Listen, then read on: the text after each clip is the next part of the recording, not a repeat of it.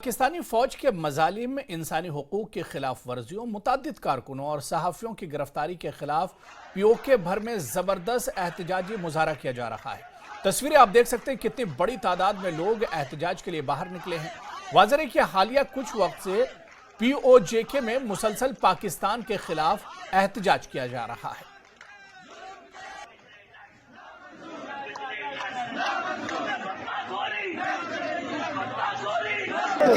बात तुम्हारे साथ है, बड़े चलो मजदूर तुम्हारे साथ है, बड़े चलो हमारी कब्जा तुम्हारा, टेम हमारे कब्जा तुम्हारा,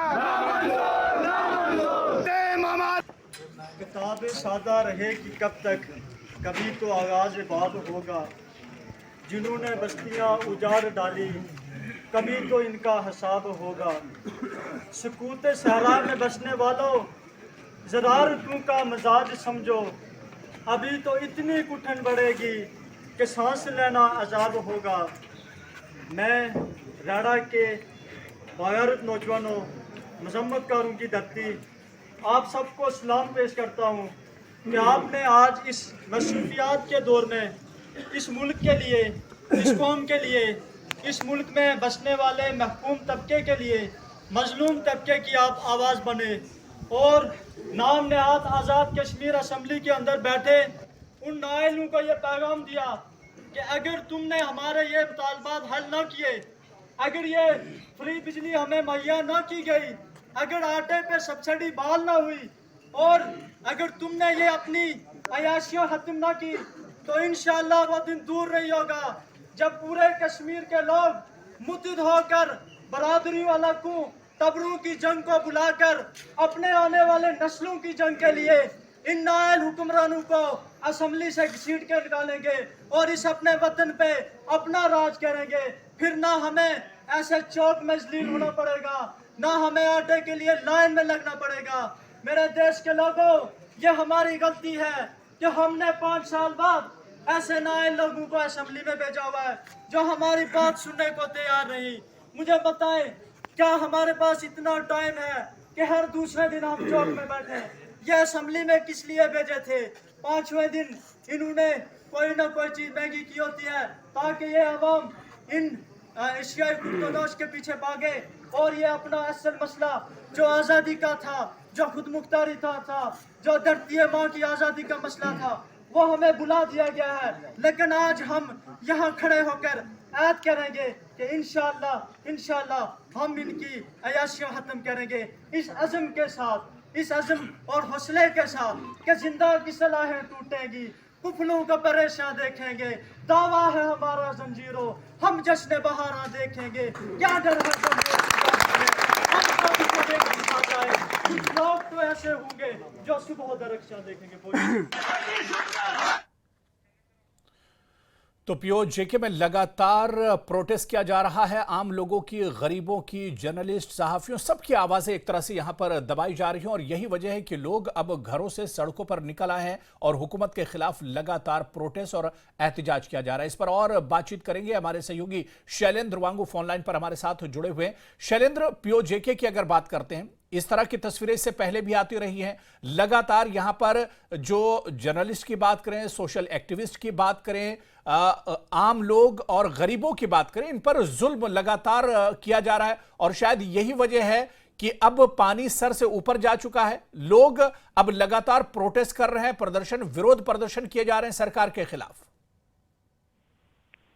बिल्कुल विशाल, जिस तरह के हालात अभी पीओके के अंदर है खास तौर से, और हम ये देखते आ रहे हैं कि पाकिस्तान में पिछले कुछ समय से जिस तरह के क्राइसिस हुए हैं इकोनॉमी को लेकर और वहां पर महंगाई एकदम से शूट हुई है, तो ऐसे में पीओके जो है वो अछूता नहीं है। उसका सीधा इम्पैक्ट पाकिस्तान ऑक्युपाइड कश्मीर पर भी है। वहां पर जो लोग हैं वो लगातार एहतजाज कर रहे हैं, वो मांग कर रहे हैं मुफ्त बिजली की, वो मांग कर रहे हैं आटे पे सब्सिडी की, जो बेसिक नीड्स हैं उसके लिए लोग एहतजाज कर रहे हैं। और यहां तक वो नारा लगा रहे हैं कि रियासत हमारी कब्जा तुम्हारा, वसाइल हमारे कब्जा तुम्हारा। तो ये नामंजूर है उनको, जिस तरह के नारे हम खुद देख रहे हैं कि वहां खुलेआम लगाए जा रहे हैं और ये जो बेसिक जरूरतें हैं लोगों की वो तक मुहैया नहीं हो पा रही है। इसलिए आज वहां पर लोग सड़कों पर है और इस तरह के एहतजाज वहां पर लगातार जारी है। पिछले कुछ समय में भी हमने देखा था कि जो मुश्किल का समय है पाकिस्तान की इकोनॉमी के लिहाज से, उसका सीधा असर जो है वो पीओके पर भी दिखाई दे रहा है। और अलग अलग एरियाज में हमने पिछले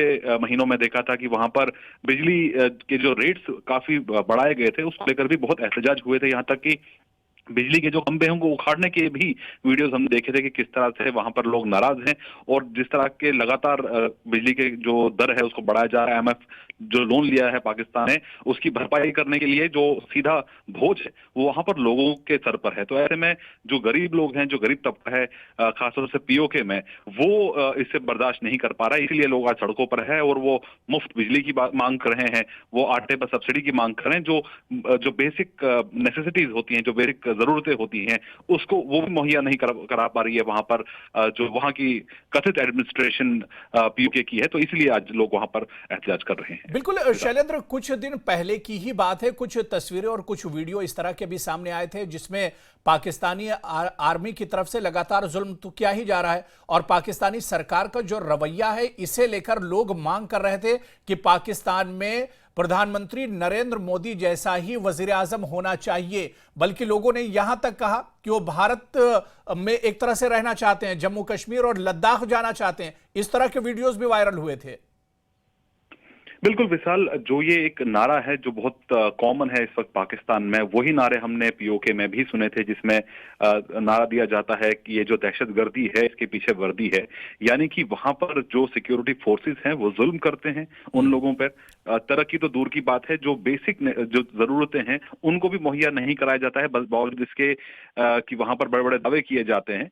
और जहां तक ह्यूमन राइट्स की बात है, जिसका ढिंडोरा पाकिस्तान पूरे दुनिया में गाता है, बजाता है, लेकिन असल में जो ह्यूमन राइट वायलेशंस है वो उन्हीं इलाकों में होती है जिसमें बल्तिस्तान का इलाका है, जिसमें पीओके है, जिसमें बाकी बलूचिस्तान की अगर हम बात करें तो वहां पर लोगों के ह्यूमन राइट्स बार बार वायलेट होते हैं।